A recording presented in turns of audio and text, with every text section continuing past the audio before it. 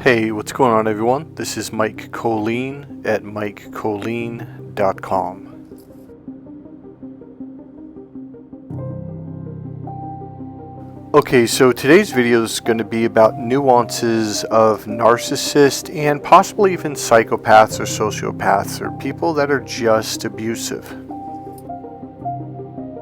So number one, if you didn't know this, a malignant narcissist is someone who is kind of a crossbreed, a mix between a psychopath and a narcissist. They have both traits essentially. So one of the questions I get from a lot of people, whether it's people typing on my YouTube channel, calling me, or sending me messages, whatever, is, well, how do you know that they're a narcissist? Well, there are telltale signs, and we're not going to go into those signs right now. You've got the love bomb, the 4-step cycle, love bombing, the devaluing phase, and then you've got the discard phase, and then you got the hoovering phase where they try to suck you back in. Okay, we'll do that real briefly in case someone hasn't heard those. So essentially the love bombing phase is the very beginning, where they compliment you over the top. I mean, literally they will, like, even when they introduce you to their friends or coworkers or whatever, they will compliment you so highly. It's almost as if you are Jesus Christ and you are literally walking on water in the moment. It is an over-the-top compliment, and you're just looking at them like, I mean, I literally said this to one of them. I said, why don't you just tell them I'm Jesus Christ and that I walk on water and turn water into wine? He goes, well, don't you think that'd be a bit too much? And I was like, yeah, that's what I'm trying to say. So in the love bombing phase, they just overdo everything. It's just over the top. And then comes the discard phase. The devaluing phase. Now the devaluing phase can start around, they say around 3 months, but I've seen it start much earlier than that, just after a month or so. And another variant is if they live far away and you're doing a long distance. So they're going to have to love bomb you long enough to get you hooked to where you guys can come back together. And then they'll start the devaluing phase. So the devaluing phase is just when they gaslight you, they lie to you, they trick you, they manipulate you. You get really confused, you get really hurt, and that's when you should leave. And that's what this video is about. The music volume will go down in about another minute. Okay, really quick before that, another telltale sign, or at least a red flag to open your eyes to start paying attention, is they do not understand sarcasm at all. They will think you're serious when you're completely joking, and a lot of times this can trigger them to go on the attack. I had a girlfriend a long time ago, and we went to a comedy show in Sacramento, and I noticed she was looking around at people, and she wasn't paying attention to the comedy guy up, what do you call him, the comedic guy up on stage at all. She didn't look one time, and I'm looking at her like, what is she doing? And I noticed when other people would laugh, she would laugh right after, like a split second or a half second later. And at one point she looked at me and she goes, was that funny? I was like, yeah, that was funny. And then all of a sudden she started fake laughing, and I was just like, what the hell is wrong with her? So I asked her, I go, do you not understand the jokes? She goes, no, I understand. Like, she lied her way whole through it. And afterwards I even brought up, I'm like, did you not know when to laugh? So she went to denial. So no, I understood, and she didn't at all. But that was kind of a really weird, it was just odd to me. I'd never met anyone who didn't understand comedy, especially as an adult. So as I went through my 20s and 30s, I learned with some people, you have to be really over-the-top sarcastic. Like, you got to do clown voices. You got to make it so obvious because they don't get sarcasm. So when I meet someone like that, like, I do something called dry humor, where you don't do clown voices, you don't make faces. You just throw it out there as if you're being serious. And people that are narcissistic do not get sarcasm at all, even when you do it over the top. And the last person this really stood out to me that happened to was about 4 years ago. I was saying something so ridiculously stupid, and at this point I had gotten to the point with this person that I realized, like, oh, I've got to really overdo it for them to go, oh, you're joking. And he said to me, he goes, I don't understand. Are you joking? I was like, yes, I'm fucking. And I yelled because it was so like, I was doing this cartoon voice, and I was even like dancing around and doing this clown face. And he just like, and I looked at him like, I go, you don't get sarcasm, do you? He goes, well, what do you mean? I'm like, nothing. Don't worry about it. So that's just a couple little tips. Number one, they do not get sarcasm at all. They just, because here's why. Comedy and or sarcasm is a right brain function. They are stuck in their left brain. They do not like opening up to the right brain. Now, another thought is, because people with brain damage, especially to the right brain, they don't get jokes, they don't get sarcasm. They're not a happy-go-lucky kind of person. So that's another red flag. Do they kind of seem, God, I'm not trying to be mean, I'm just going to say it. Do they kind of seem dumb? Because the right brain is the common sense brain. The left brain is the logical brain. Common sense comes from see, hear, feel, smell, and taste. Like, in other words, you're in the moment. You're like, okay, that's a fire. That's freaking hot. If I touch that, I'm going to get burned. Now, a very, very left brain person can't do that. They have to read it in a book. They have to go to a science class, okay? The science teacher says, don't touch fire because fire will deteriorate, break down your cellular structural, I mean, literally, you think I'm joking, but those people, like, they have to be taught in a book. They have to read it. They have to listen to a professor. Like, they don't have common sense. And this is why they may come across as kind of dumb at times. Like, how did you not know that?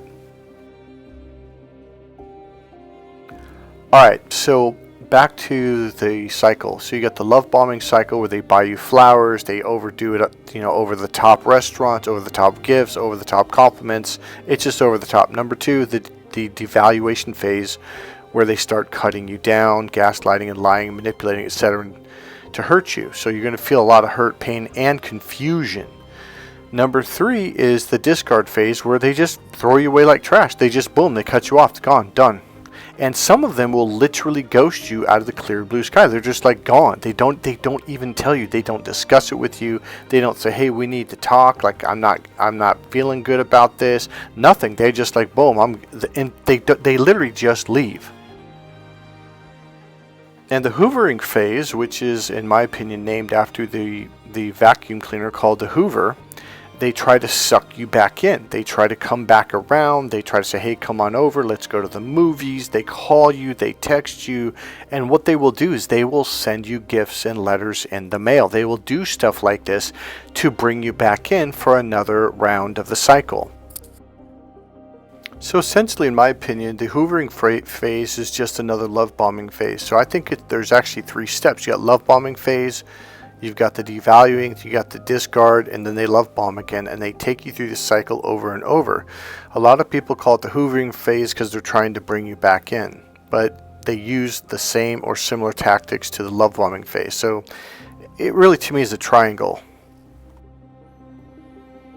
Alright, so what this video is about, essentially it's about the second phase, the second step. And this is where you want to cut them off at the pass.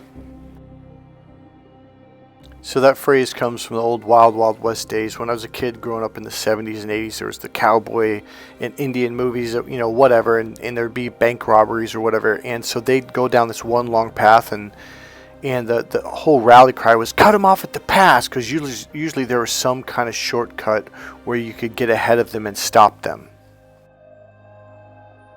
And that is what this video is about. Cut them off at the pass. The good news is you get to enjoy the gifts, the meals, the dinners, the massages, everything. And then when you start seeing these next couple steps, you're like, okay, I'm out of here. Have a nice life. Bye.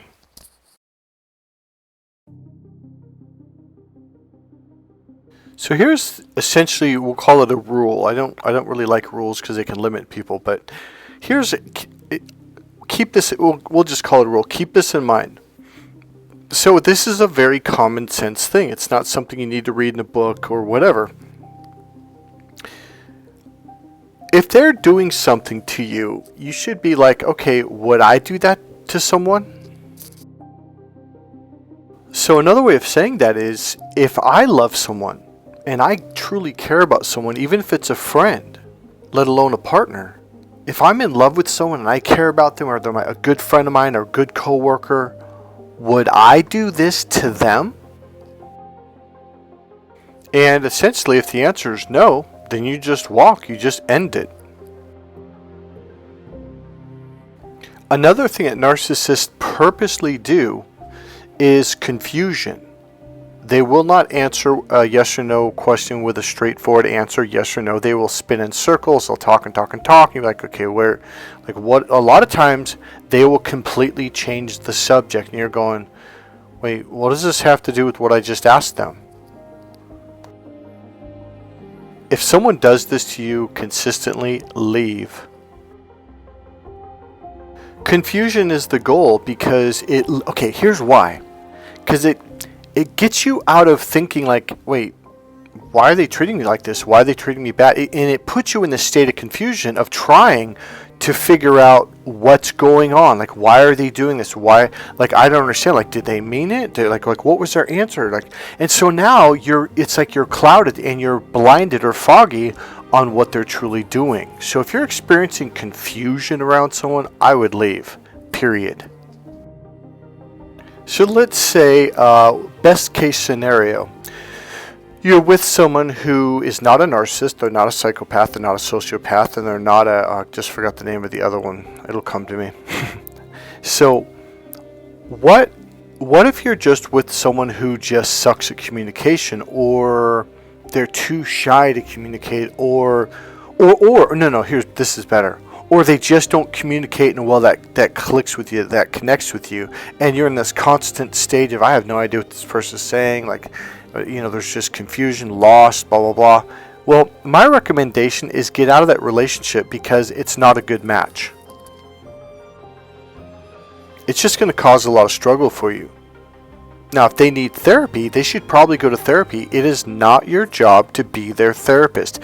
It is also not your job to be the person that constantly leaves you in a state of loss and confusion of, I have no idea what this person is trying to say. Like, that is not your job either. It is their job to get their shit together.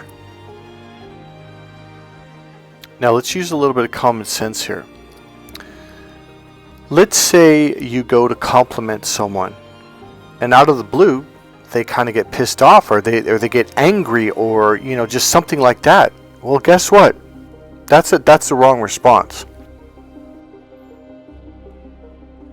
Man, it wasn't just one. It's two girlfriends I can think of right now. Actually, it's a third person that you could compliment them, say something nice to them, and they would find a way to twist it, and they get angry at you and go on the attack. And you're just like, I'm just trying to give you a compliment, or I'm just trying to say something nice. Like, I really genuinely like, your car, your tree, your house, your freaking dog. Like, what's the problem?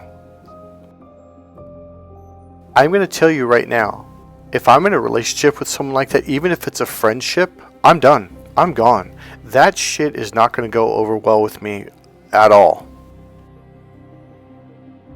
Because it's absolutely a narcissistic sign. It is literally a clear sign of, we just started the devaluation phase.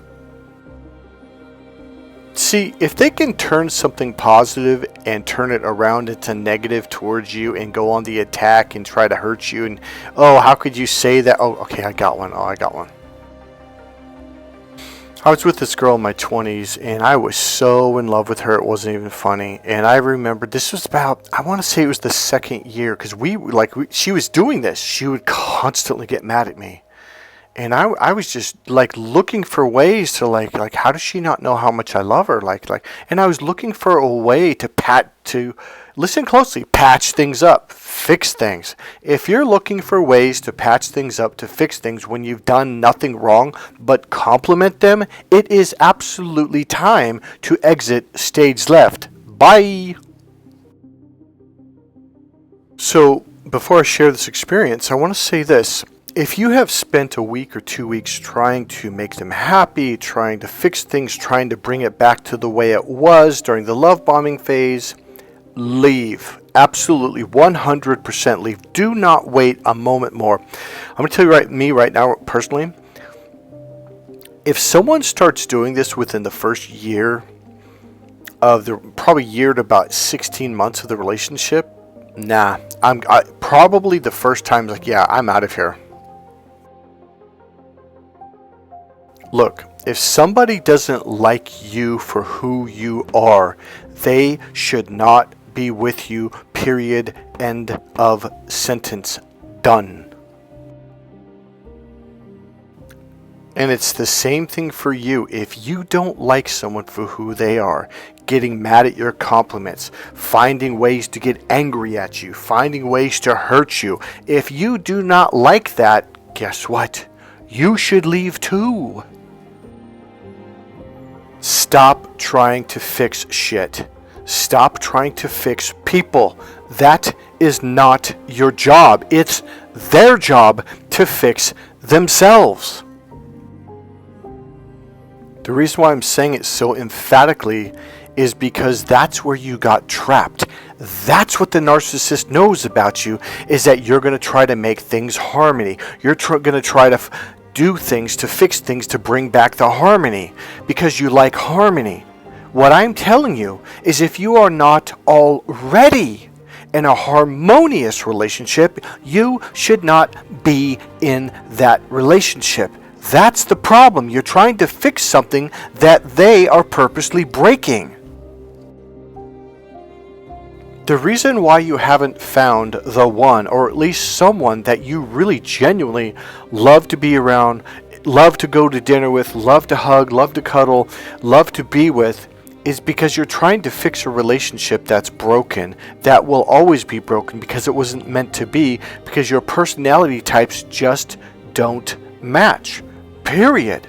If you stop wasting years and years and decades on relationships that are not harmonious, and you keep trying to fix them by going to seminar after seminar after seminar, you're never going to meet someone that you just naturally get along with. Stop trying to force things. Stop trying to make things work. Oh God, that is like the worst thing in the world.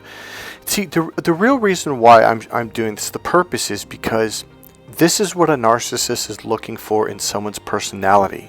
They're looking for someone who wants to make things work, even though they're not working. Right off the bat, I'm already looking for when someone's trying to cut me down, when someone's trying to, like, it's not like I'm looking for it and hoping for it, but it's like, no, my awareness is open, like, oh, I just gave her a compliment, she got pissed off. Yeah, that's not a really good trait. Before that, I would just put up with it. She's getting mad at me because I bought her flowers. She's getting mad at me because I took her to this restaurant. She's getting mad because I said she looks beautiful. She's getting mad. I mean, really? Are you starting to see how much common sense this is? What you really need to do, instead of trying to figure out every single little nuance of a narcissist and how to identify perfectly who and what a narcissist is, you really need to use common sense. Is that how I would react if somebody complimented me? Is that how I would react if somebody paid for dinner for me and took me to their favorite restaurant? Is that how I would react if somebody did a kind gesture towards me? No, I wouldn't. And thus, I'm gone. Bye. So remember, there's going to be a love bombing phase where everything goes great. They do this on purpose because now they know when they start confusing you, the devaluing phase and doubting you, you're going to try to make it go back to that. If you're trying to make it go back to happiness, harmoniousness, that's how you know you're dealing with a narcissist. So you're trying to make things good and they're trying to make things bad. They get mad when you compliment, they get mad when you cook them breakfast, it doesn't make sense. Because this was their goal all along in the beginning. They want to do this. They want you to work hard. It's like you build a cake and they put their fist through it. And they're like, see, you can't do anything right. So you go make another cake. And they put their fist through that. And every time you do something, you fix the table they broke, you fix the door they broke, you fix the whatever they broke, they're laughing at you. They're doing it on purpose. And even if they are that miserable of a person, do you really want to be around them for the rest of your life? Alright, so, okay. This was the relationship. It was at least 2 years in, and I was doing everything in my power to make it work. And I was just like, we were having one of these moments where we were on the couch, and I was just in love. And I started to tell her how beautiful she was. And she flipped out. Trust me, if that happens now, I'm gone. I will literally get up, grab my keys, grab my coat, and I will walk. I will not even say goodbye. I'm not going to waste time on someone that finds a way. It's like, it's because this is what it's like. You're working hard to make it work. You're looking for ways to find ways to make it work. And they're working hard to find ways to break it. There's nothing you can do or say to these people that will change a damn thing. This is why it's so important for you to just be yourself. Stop trying to fix things. Stop trying to make things work. Be yourself. Love them the way you naturally love them. Compliment them the way you naturally compliment them. Be with them the way you would naturally be anyways. And if they love you for who you are, that's the person. And one final one is if you're having conversations with this person and it literally feels like you're pulling teeth. Like, let's just say you ask them a question like, hey, what's your favorite number? What's your favorite color? Or does this upset you when I do this? Or just something like it's a yes or no answer, and they spin and spin and just talk story after story, and you're just looking at it, and you get to the point where you're like, wait, what does this have to do with what I asked them? If you have conversations with someone and it feels like you're pulling teeth just to understand them, just to be like, wait, what are you saying? Or you're trying to get them to answer a simple question, and it literally feels, you might even say to them like, it feels like I'm pulling teeth. If I get to that point with someone, there's a problem, and I'm gonna walk. Look, people who want to understand each other, they tend to understand each other because they're communicating in a way that the other person can understand versus just being stubborn and being a pain in the ass and blah, blah, blah. You know, if people who want to get along, they get along. When you love someone, you do kind things for them. You're good to them. You listen to them. You want to understand them. And that also applies in the reverse opposite. They should be doing all of this for you too. Okay, so here's another one. So the real simple way to say it is if they do not answer questions and they put it off, like, oh, let's talk about this tomorrow. Oh, let's talk about it when we meet up. No, don't do that. That is another game. It's a form of breadcrumbing. They're just kind of putting it off, and they're always going to put it off. Even if you corner them in person, even bring two friends, they'll do the roundabout circle talk, word salad, change the subject, end up somewhere else in the conversation. Like, wait, what? Like, how did we go from here to way the fuck over there? That has nothing to do with what I was talking about. So this one narcissist, he essentially did this really weird thing. He just called me up out of the blue about 11 o'clock at night. Am I triggering you? Am I triggering you? Am I triggering you? Am I triggering you? Am I triggering you? It was just like, wow. First of all, I didn't know who the person was because they answered on my landline, which doesn't have one of those number things lit up. It has it, but you got to have a light on to see it. And it was nighttime, and I just picked up the phone. And I'm like, I go, who is this? And am I triggering you? And they kept doing it. And I'm like, who is this? So I go, I'm hanging up the phone. Like, oh, it's me, so-and-so. And I'm just like, well, look, what's going on? Like, what's your problem? Oh, nothing, man. It was much more intense than that, by the way. And this was what they call a test. They're trying to test to see if they can jerk you around. They're trying to test to see if they can play mind games with you. And they'll do something really extreme like that. And by the way, that went on for a lot longer than what I described. It lasted for a while.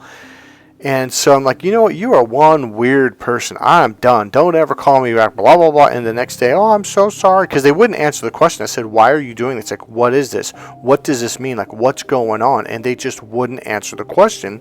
They changed the conversation technique. Like, oh, it was nothing. Oh, yeah, clearly it was something. Because what the hell was it? So they emailed me and texted me, all day long, etc. And finally, I think I answered the phone, and it was the landline again or something. And they go, well, I tell you what, when you come down here, we can talk about it. I'm going to tell you right there, absolutely not. So essentially what happened was they jerked me around for months and never told me what that was. I'm like, dude, because it was weird. He didn't even say, oh, I'm just joking, man. I'm just being stupid. I'm like, how is that? He didn't even say that. He kept saying, well, I'll explain it to you when you come down. I'm like, explain what? Just tell me now. And they won't. When they do that to you, they are purposely effing with you. It's a form of gaslighting. No, I'm not going to tell you now, even though I'm not at work. I'm at home. I'm sitting on the couch. I could totally take 30 minutes and break it down, but I'm not going to do it. I'm going to wait till 4 weeks or 3 months when you come down and visit, and then I'll explain. Like, that is the dumbest thing on the planet. We have modern technology. It's called the phone. So if they do that put it off game where they're going to tell you, they're going to explain, they're going to show you, what you're going to do is you're going to cut all ties. You're going to walk and you're going to block. So if somebody does something that's weird, hurtful, mean, scary, just confusing, and you ask for an explanation like, hey, what are you doing? Why did you do that? And then they don't answer, this is not a normal response. If they say, oh, we'll talk about it next week. We'll talk about it, when you come down. We'll talk about it when. That is not a normal response. Now, if they're in an ambulance and they're bleeding to death and blood squirting out and they're on the verge of death, yeah, okay, we could talk later. Because they're going to play this game. They're going to push it off. They're going to push it off. And if it's not that one, then it'll be another one. Then it'll be another one. Now you have all these open-ended loops. And open-ended loops make your brain spin and spin. And it causes confusion. It is a form of gaslighting. That's what gaslighting does. It causes confusion. And then it causes you to want to fight for answers to get and so they know that you're going to keep coming back. You're going to, well, what's going on? I don't understand. The minute you start saying, oh, I don't understand what's going on. Look, you're a normal human being. Would you do that to another person? I wouldn't. If the answer is no, then you need to leave. Walk and then block them on everything. The ultimate and final answer is if you feel hurt, if you are confused, if you are being abused, if you are being lied to, if you're being mistreated, if they're rude to you, if they're disrespectful to you, if they're mean to you, if they get angry over little things, leave. The whole teaching of a narcissist is not to know what a narcissist is. It's to know if someone is being rude and disrespectful to you, leave. I don't care if it's a completely normal, healthy person that goes to church every Sunday. The whole purpose and the learning is if someone is being rude and disrespectful, you are done. Walk. It really makes life simple, and you find your happiness, and you begin to find happy people because you're not wasting time with unhappy, miserable people. Hey, this is Mike Kollin at MikeKollin.com. Please click subscribe, click the all bell, click like, make a comment. And as always, you can leave a donation if you're so inclined. There's a PayPal link right there in the description box. God bless you guys. I'll see you in the next video. Bye.